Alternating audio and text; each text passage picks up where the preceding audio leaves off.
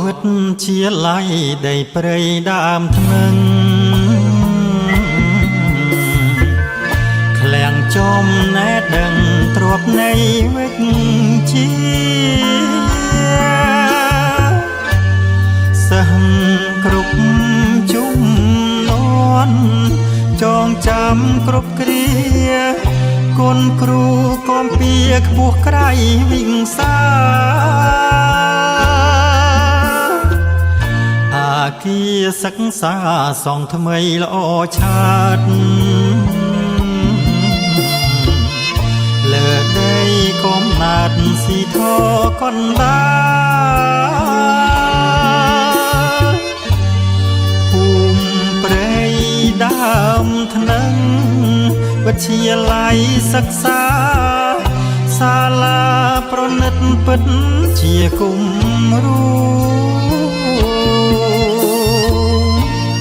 ចំណងដៃថ្មី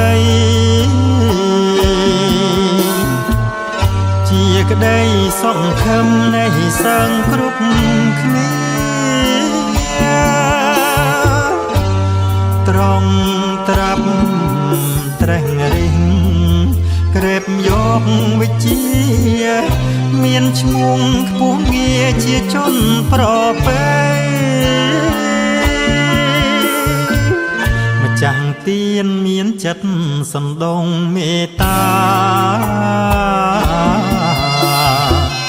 ផ្ដល់នៅសាលាសែនល្អស្កឹមស្កាយដំណទៅមុខ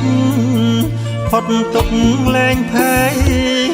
កូនក្មួយប្រុសស្រីត្រូវខំសិក្សា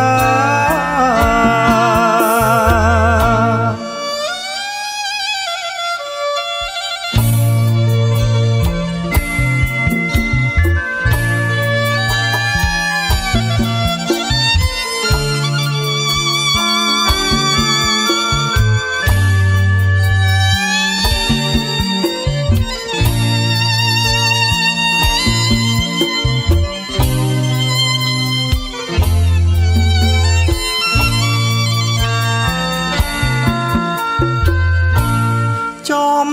ណងដៃថ្មីជាក្តីសង្ឃឹមនៃសឹងគ្រប់គ្នាត្រង់ត្រាប់ត្រេះរិះក្រេបយកវិជ្ជាមានឈ្មោះខ្ពស់ងារជាជនប្រពៃ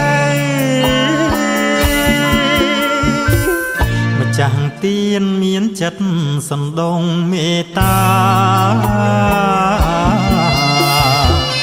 ផ្ដល់នៅសាលាសែនល្អស្កឹមស្កាយដំណទៅមុខផុតទុកលែងភ័យកូនក្មួយប្រុសស្រីត្រូវខំសិក្សា